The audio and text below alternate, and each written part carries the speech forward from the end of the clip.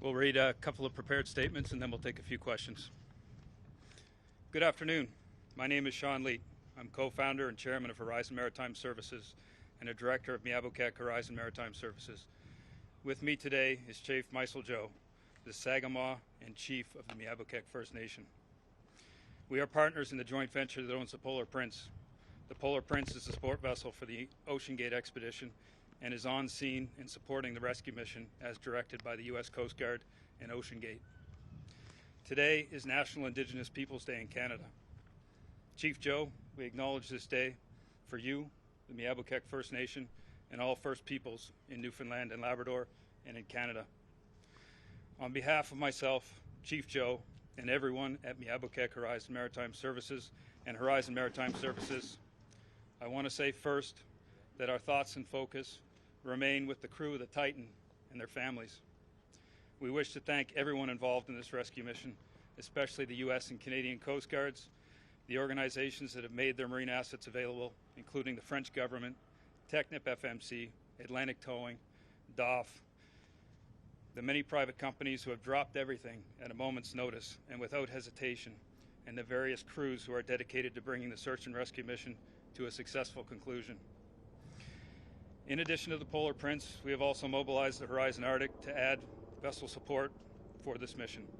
We acknowledge and thank our client, ExxonMobil, who has without question given the vessel the time and space needed to respond to this incident.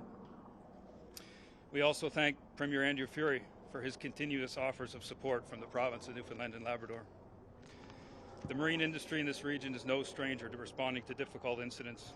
We work together to ensure every possible effort is put into bringing people home. The people on board the Titan and their families are our focus. We care deeply about their well-being. All of us here in Newfoundland and Labrador, Canada, the United States, and around the world are unified in this work. While the United States Coast Guard, in cooperation with the Canadian Coast Guard, is leading this search and rescue effort, our critical role remains in a support capacity. It has been a very difficult few days for the crew and families of those on board the Titan and the Polar Prince. The Polar Prince captain and crew have been steadfast in providing support during this very difficult time. We have been supporting the Titanic expeditions for several years. The Polar Prince, a 72-meter vessel, remains at the Titanic site participating in rescue efforts. The vessel is an iconic former Canadian Coast Guard icebreaker that has been upgraded with advanced technology and provides research and expedition support services to clients, primarily in the Arctic. Miabokek Horizon purchased the Polar Prince in 2021. The Horizon Arctic is also involved in this mission. The 94-meter vessel is one of the most powerful and versatile offshore support vessels in the world. Often working internationally, this Canadian flag vessel has recently performed rig moves, offshore wind infrastructure installations, and seabed surveys before returning to Newfoundland and Labrador for a seasonal project this summer. The Horizon Arctic was en route to the site on Sunday and then returned to port in St. John's to pick up deep water equipment. Late last night, the Arctic crew loaded a U.S. ROV, which thanks to the U.S. military, arrived by air to St. John's Airport late yesterday. The vessel departed the port of St. John's at 5 a.m. this morning and will arrive at the Titanic site tomorrow morning. We are very aware of the time sensitivity around this mission. Our crews and onshore team are experts in their fields and will continue to support this effort in every way we can. We remain focused on contributing to the search for the Titan crew and continue to hold out hope that they will be located and brought home safely. Chief Joe. Thank you, Sean. Thank you all for being here too as well. My name is Chief Meisel Joe. I'm from the Miabokek First Nation and on the south coast of Newfoundland. And I can tell you that our people are very concerned for the crew of the Titan. We're proud of the Polar Prince, its crew, and work that is done. This remarkable vessel. We have no doubt that the captain and crew have been handling themselves with utmost expertise and professionalism throughout this difficult time. Also want to thank Sean and the support team here at Horizon for all they're doing to support the search and rescue operations. I've been in constant contact with the operation team of the company and have been reaching out to prayer groups across the country to bring hope to this effort. We are praying for our friends on board the Titan Submersible. We want them to come home. We want them to come home. And we want them to come home safely. We ask everyone across Canada and the world to pray with us that we can find and rescue the Titan. Thank you. Walalio. Can either of you tell us whether the Polar Prince has picked up any sign of life? I know that they're doing sonar scanning as well. We've heard about the banging noises that the Poseidon's picked up. Has the Polar Prince heard anything? Do you have any sense from your technology that there's somebody down there? The U.S. Coast Guard's leading the search and rescue effort, as you know. We're taking our direction from them, and all the communications are flowing back through them. They had a fairly in-depth conference about an hour and a half ago, I think, and they've covered all that, so we have nothing further to add. What does your crew say about the conditions out there? What does your crew say about the conditions out there? How difficult is it to operate? Are they going to stay indefinitely? The North Atlantic is always a challenging place, especially in the region that we're in. The weather is not overly significant at this point, but it always presents a challenge in the region. Did you have any concerns about working with OceanGate given The Polar Prince lost contact with the submersible on Sunday morning. Realistically, how optimistic are you that you will find the submersible and rescue the men on it? The equipment that's been mobilized for this is the finest in the world, the most capable in the world. We have to hold out hope. I think, as you're aware, there's still life support available on the submersible, and we'll continue to hold out hope until the very end.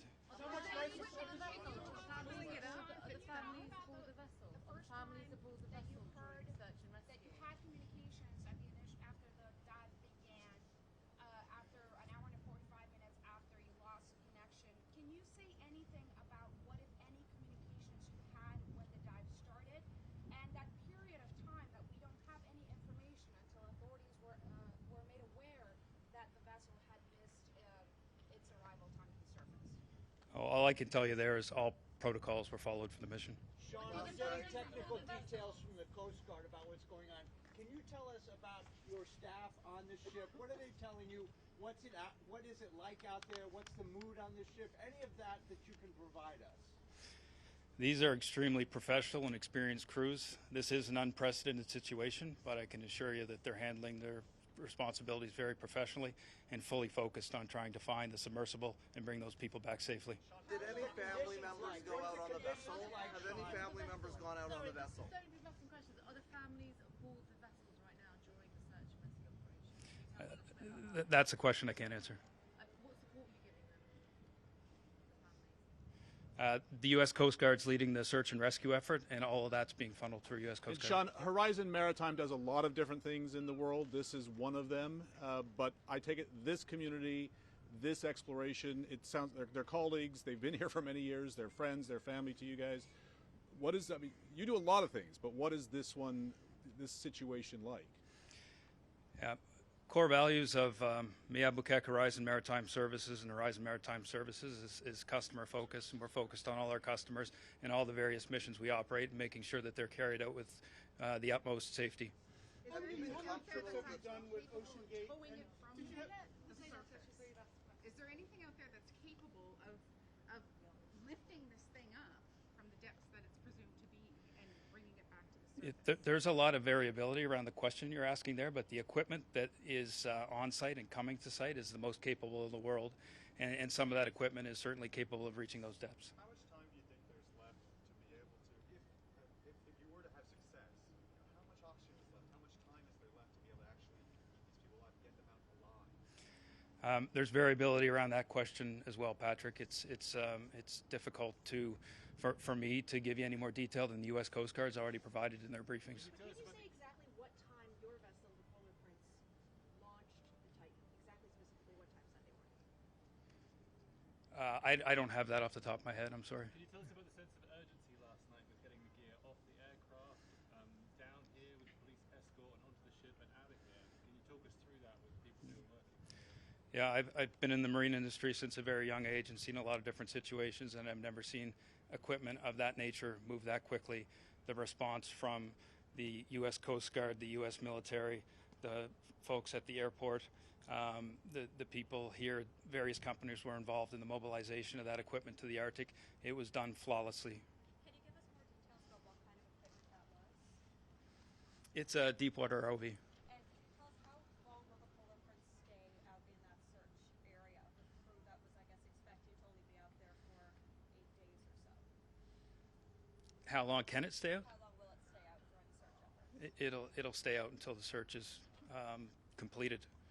Sean, can you talk about what, if any, communication the Polar Prince and the vessel had before it missed the timeline that it was supposed to meet for surfacing at the sea level? What, if any, communication did the Polar Prince have with the vessel before they knew it was missing? There was regular communications up until a point, and then I think, as you're aware, their communication ceased. Can you just expand on what regular means? Was the crew doing well? Was everything going as planned? Was there any moment where they communicated that they were in any sort of distress or having any sort of issues? I'm not aware of any details around that. And I at know what you're really point did focused on the communication search right cease? now, but there's been a lot of concerns raised already about the safety of this and what OceanGate was doing. Did you consider that when you partnered with OceanGate? Look, I mean, OceanGate runs an extremely safe operation. Our full focus right now is getting that submersible located and getting those people brought back safely. At what One point more question. At what point did question. communications cease? When they were diving to the Titanic at some point during that. But do you have a timeline on that specifically? There is a when you timeline. lost I don't communication? have it on the top of my head now. Could you just tell us a little bit about how often you're in contact? Okay, that's it. Thank you. Just how often you're in contact with the crew of the Polar Prince and what kind of information are you getting from them? We're in constant contact with the crew of the Polar Prince. Our emergency procedures kicked in immediately. Our emergency room next door is staffed 24/7 with a group of extremely capable people, and there's live communication with the vessel at all times. How many crew? We've got 17 crew on board the ship. That's it. Thanks. Why did it take so long for the emergency? Thank you. Thank you. Gotta go. Thanks, Sean.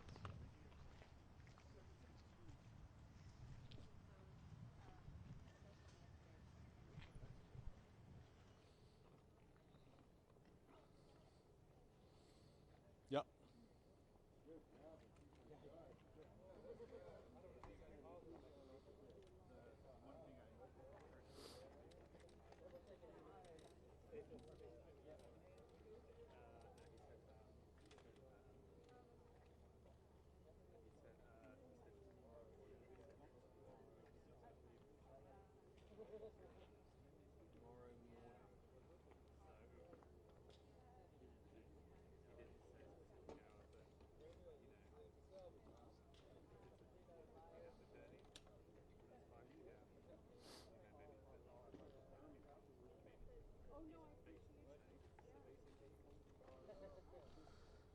Yeah, it takes a long time to get there from here. So we're about 260 miles from the site where the Titanic went down, and that's how long it takes. I mean, there were 3 U.S. military planes, C-17s, very big U.S. military transport planes at the airport here in St. John's. They moved all of that gear to the Horizon Arctic that was ported here yesterday, and you could see workers in there. They were loading generators, loading gear all day. They were welding, putting on beams at the back of the Horizon Arctic to clearly launch something off of it. Now we know, and we had understood, that there was an ROV, a very special